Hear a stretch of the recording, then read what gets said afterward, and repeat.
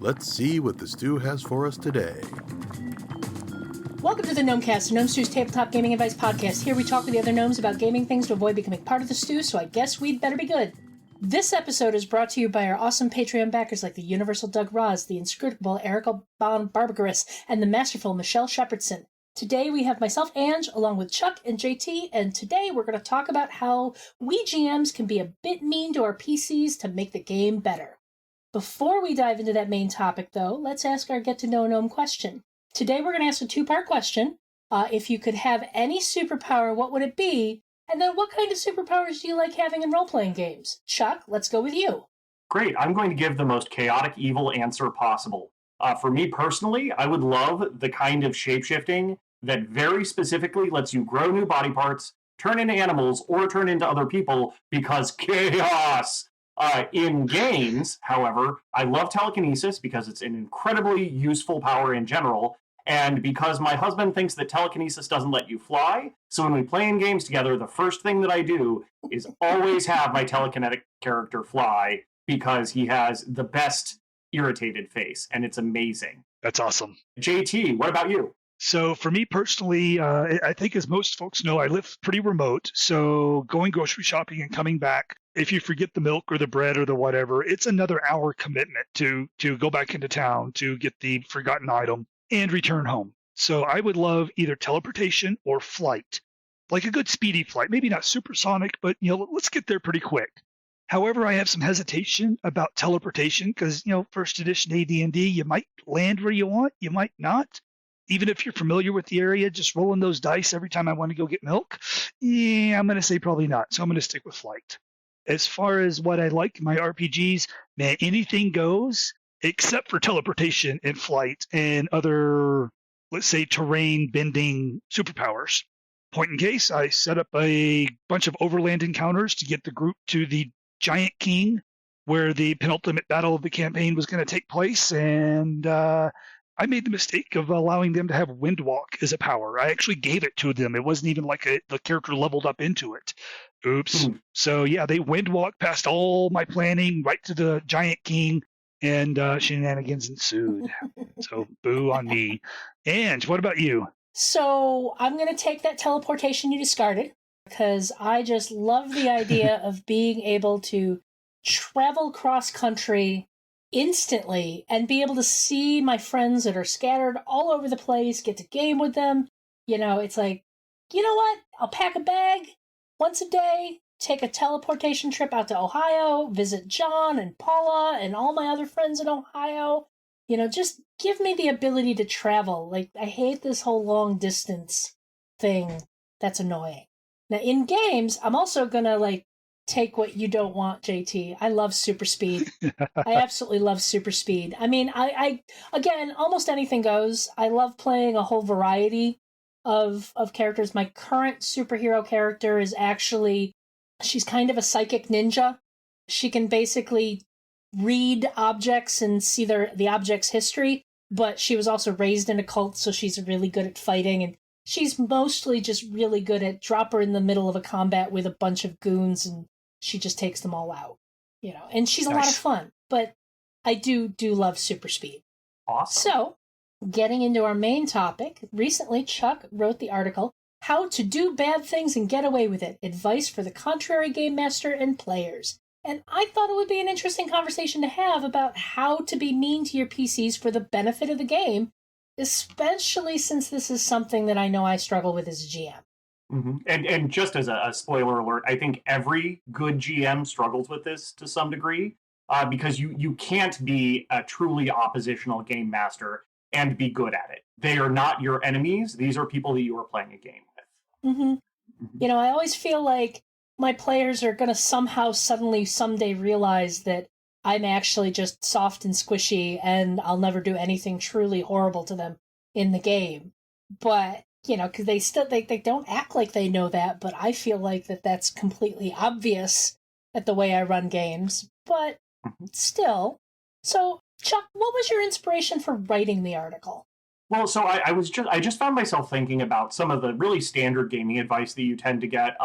Don't metagame, show, don't tell, that kind of really standard advice. And I found myself thinking about how much I disagree with it sometimes. And specifically, I was thinking about the whole discussion that a lot of people tend to have, like, don't role play ROLL play, role play ROLE play. And the more I mature as a player and a game master, the more I disagree with that as a hard and fast rule. It can be a good rule, but I don't think that it should be the guiding star for anyone. And so I sort of mushed together all of those things and got some suggestions from some friends and came up with the clickbaitiest title that I could possibly think of and threw it into an article together. And that's the mess that you have on Gnome Stew today. It's a good mess. It's a good mess. Oh, thank you. It is a good Thank mess, you. yes. So, like, one of the issues I have with fan fiction, and, like, it's a great training ground for any new author to just get in there and just write. But a lot of times what you see with some fan fiction is the author loves these characters so much, they're not willing to let anything bad happen to them. So therefore you end up with this kind of boring story that doesn't really have any stakes or any drama to it. I actually read this massive Mass Effect fan fiction. I mean, it was like 1,000,000 words with all the parts she put together. Oh, wow. But you could watch the progression of how she got more and more attached to these characters and was unwilling to put them in any danger, to the point that she did not have her 2 main characters involved in the epic climactic battle at the end of the story. Oh, no. Wow. No, we need to protect them at home. They're not allowed to go. And I'm like, then what have I been reading? You know, why Right? have I been on this journey with you if these characters don't get to have their moment in the sun defeating the big bad? But either way. So I was reading one of the Chronicles of Darkness books recently, and I'm getting back into that kind of urban fantasy sort of gaming. And those books are just true works of art, particularly the 2nd edition God Machine Chronicle stuff. Excellent system work. And one of the things that it brought up was the idea that the simplest story in the world is a person is thirsty and there's a glass of water on the table in front of them. And the story comes in what you put between this person and the glass of water. And you have to have those challenges and those setbacks and the points where players can succeed or fail but never truly be defeated in order to have any kind of story whatsoever.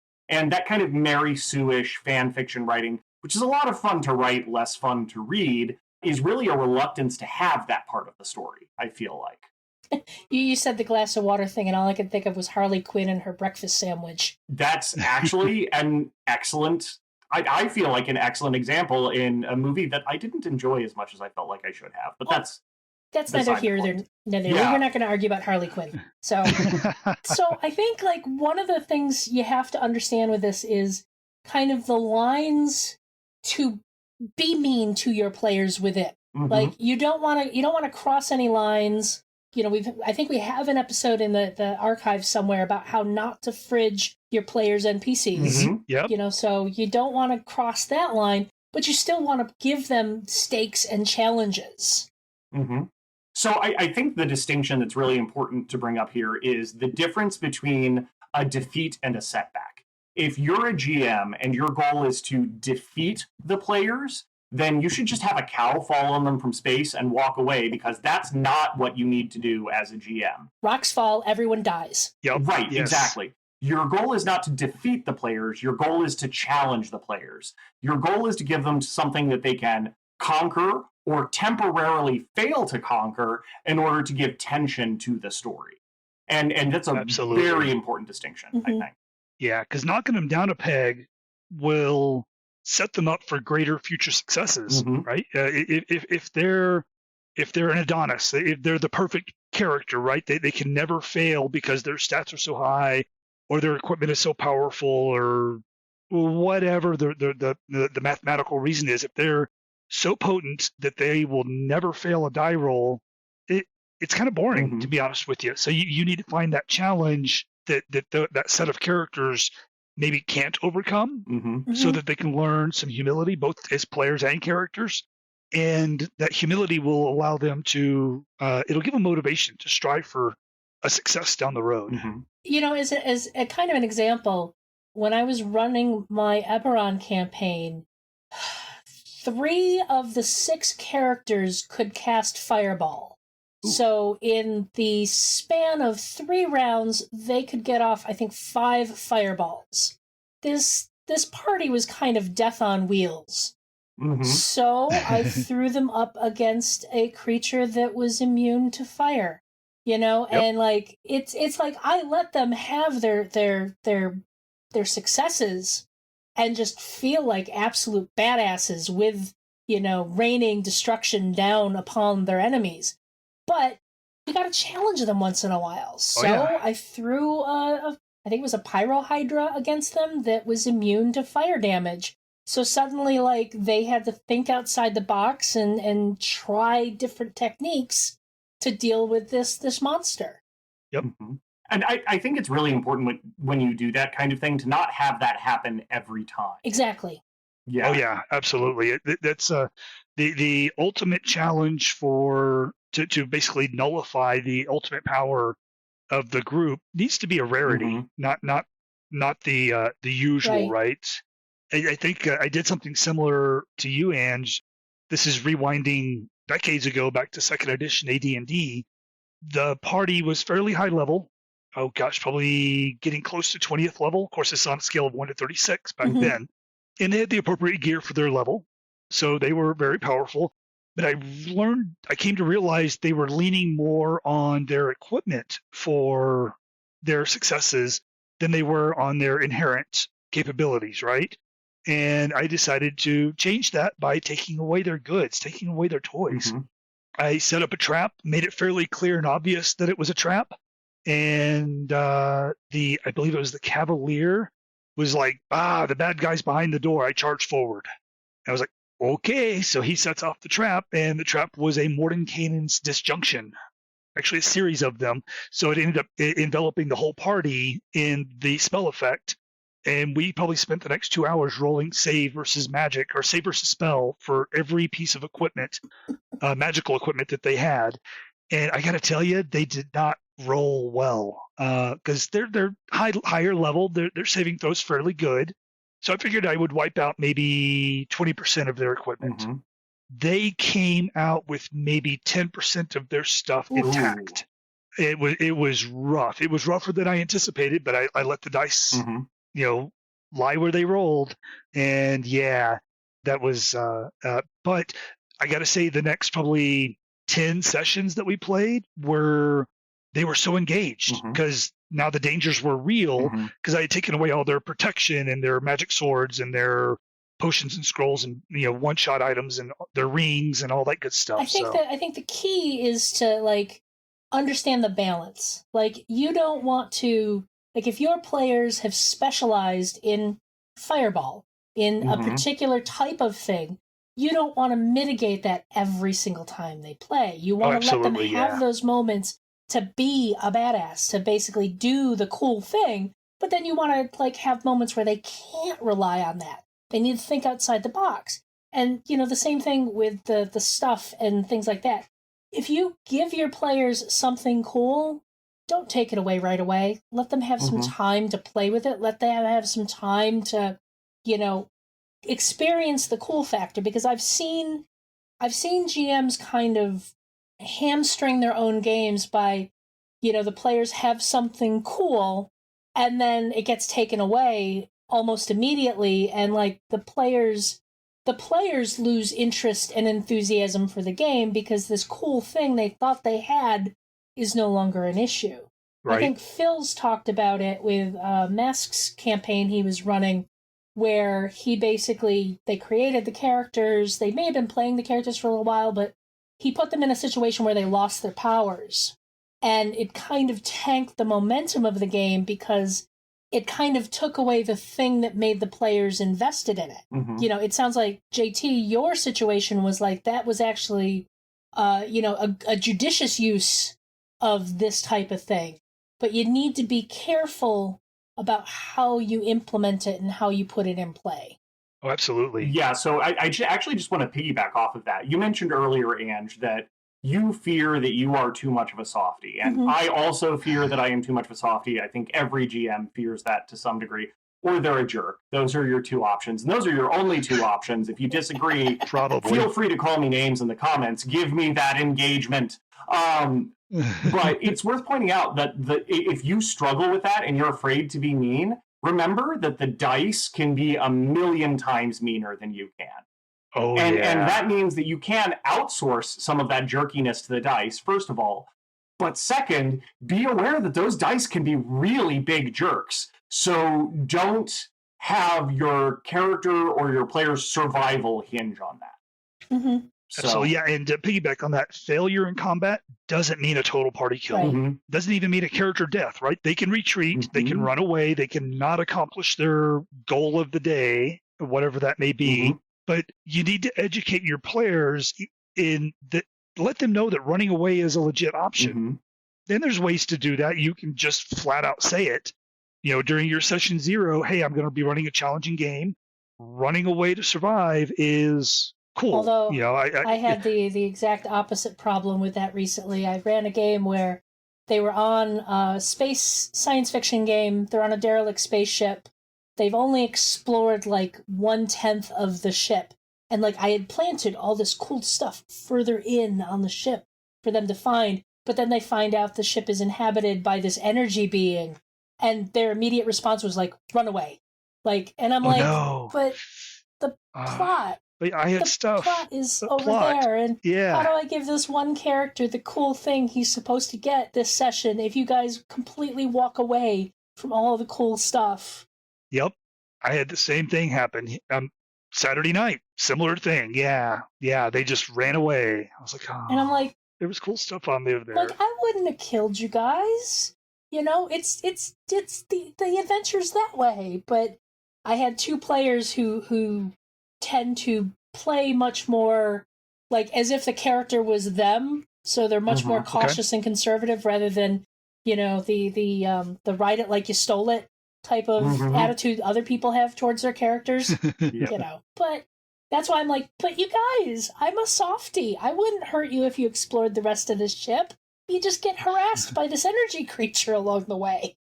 So I have a question for the two of you that's along the lines of this. Many years ago, maybe not too many years ago relative to how long I've been gaming. Anyway, I had a group that I was running, and they had clearly been abused by previous game masters because they would do the analysis paralysis thing to find to close every loophole that I could possibly throw at them for their plan of action. And I was like, guys, just make a plan of action and follow through with it. I'm not here to screw you over. And I kept telling them that repeatedly, but they fell back into their old habits. It's like being around an abused dog, right? They're jumpy, they're twitchy. And I could tell they had been abused by a previous game master, and I couldn't get them over it.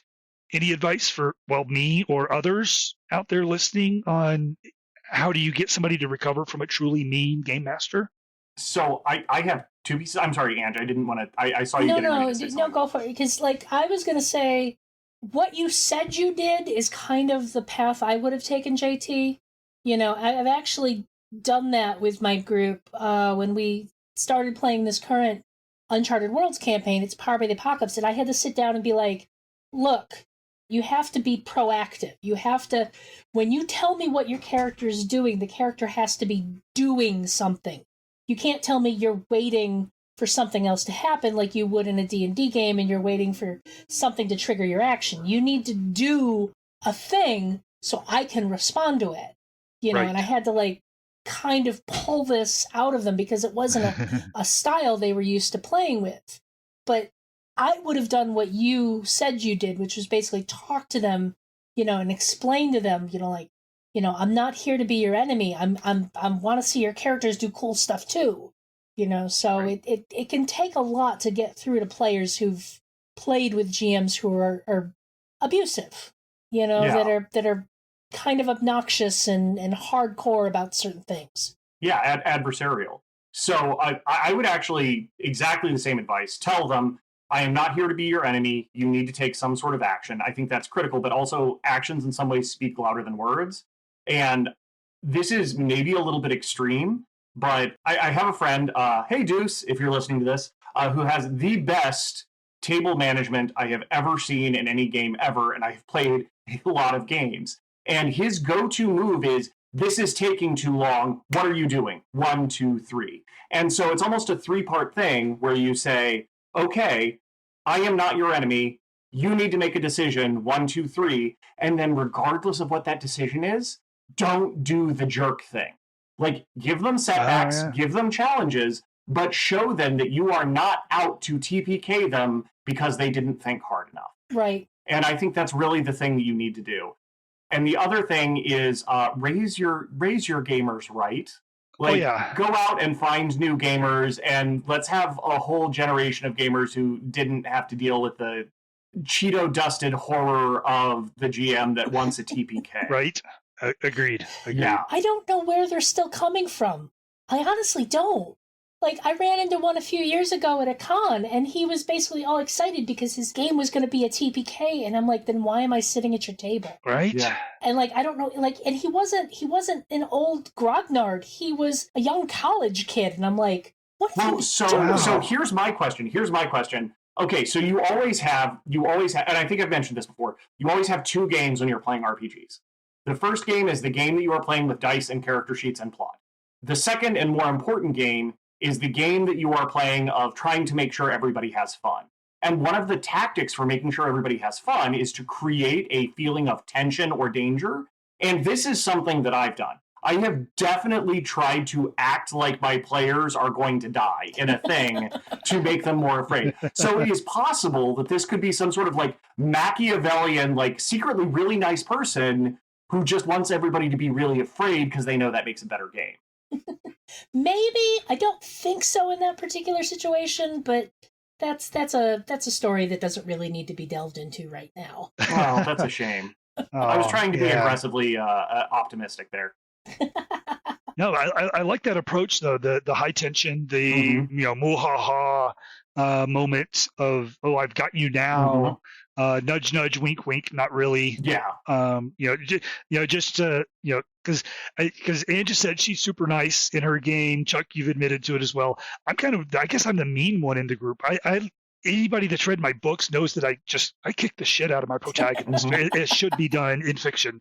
I kind of do the same thing to my the player characters, not my players. Right, that's an important distinction. Yes, it is. Yes, it is. So to the characters in the game, I do mean things to them, but it's never permanently damaging. I don't give them a permanent disability unless that's the style or unless that's the game we're actually playing. I kind of shy away from permanently changing player or characters. Damn it, permanently changing characters in a negative light.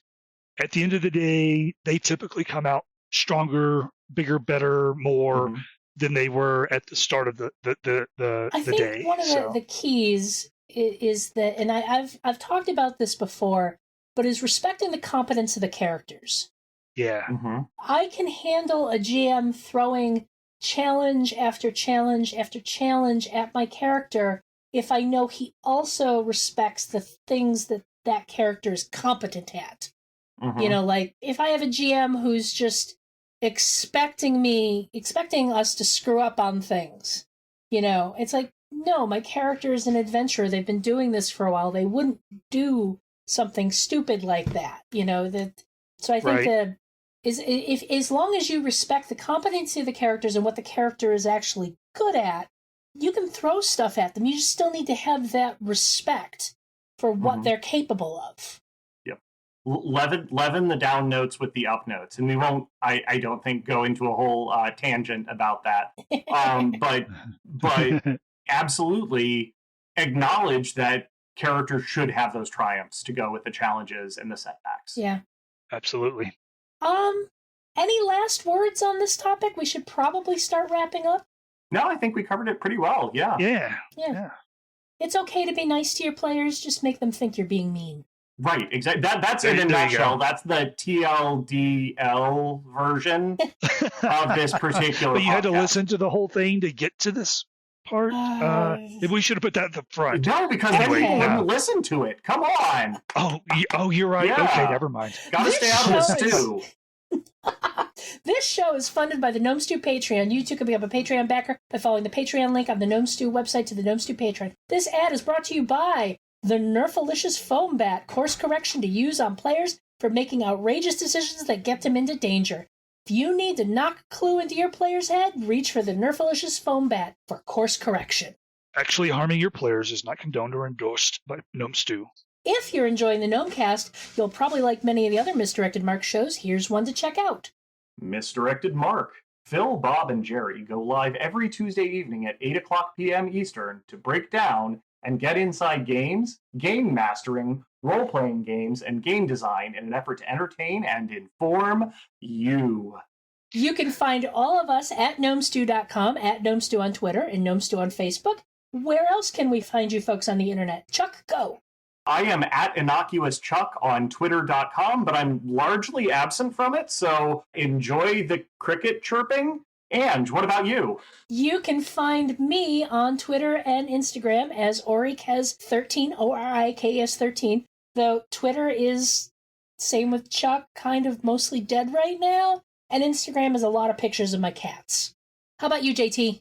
So for me on Twitter is at JT Evans. Largely, I reply to other people's conversations and not start any of my own. Go figure. If you want to find other social media outlets that I'm on, hit me up on my website, jtevans.net. Look at the top of every page, and you'll find all the neat links there. So basically, the summary of all of this is, if you want to hear from us, just go to Gnome Stew. Yeah. So, do you think we avoided the stew this week, or is John just going to be really mean? You know, I prefer to think of it as an alternative hot tub. Nice, I'm down for that. Gnomecast is hosted by Misdirected Mark Productions, the media arm of Encoded Designs. This is totally the first time we're recording this, Rob. Totally. Totally, yes, absolutely.